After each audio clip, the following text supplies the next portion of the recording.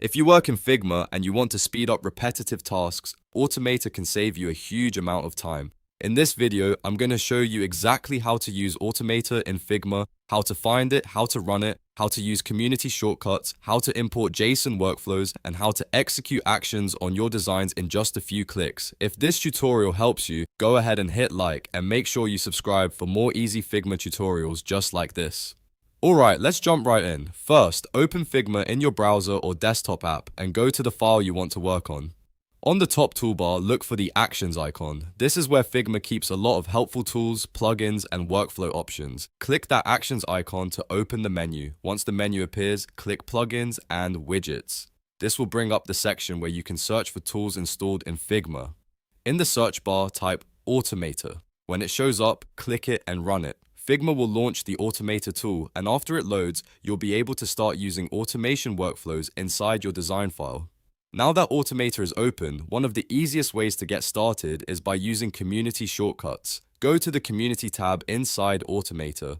This tab contains pre-made workflows created by other users. These are great if you want to save time and instantly use automations without building everything from scratch. Just click any workflow you want to try and it will be added to your personal list. That means you can quickly access it later whenever you need it. This is especially useful if you often repeat the same design tasks, like renaming layers, resizing elements, cleaning up text, or applying formatting changes across multiple items. Instead of doing all of that manually, you can use a workflow that already exists and get the job done much faster.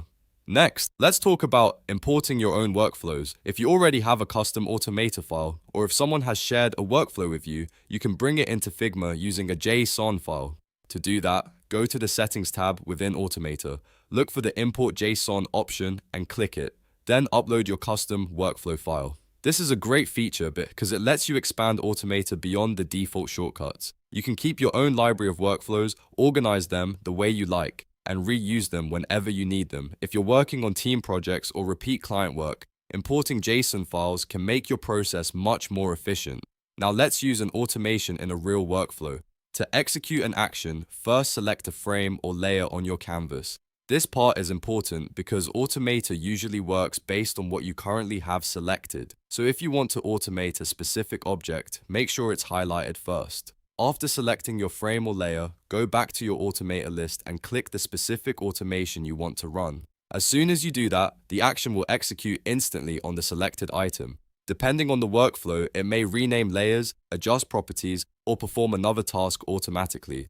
This is what makes Automator so useful. You choose the object, click the automation, and let Figma handle the repetitive part for you. A good tip is to test workflows on a duplicate frame first, especially if you're using a new shortcut or an imported JSON file. That way, you can make sure the automation behaves exactly the way you want before applying it to your final design. So to recap, open Figma, click the Actions icon, go to Plugins and Widgets, search for Automator and run it. Then explore the Community tab for shortcuts, import JSON files from the Settings tab, and select any frame or layer before clicking an automation to execute it. If this video helped you learn how to use Automator in Figma, please give it a like, subscribe for more tutorials, and I'll see you in the next one.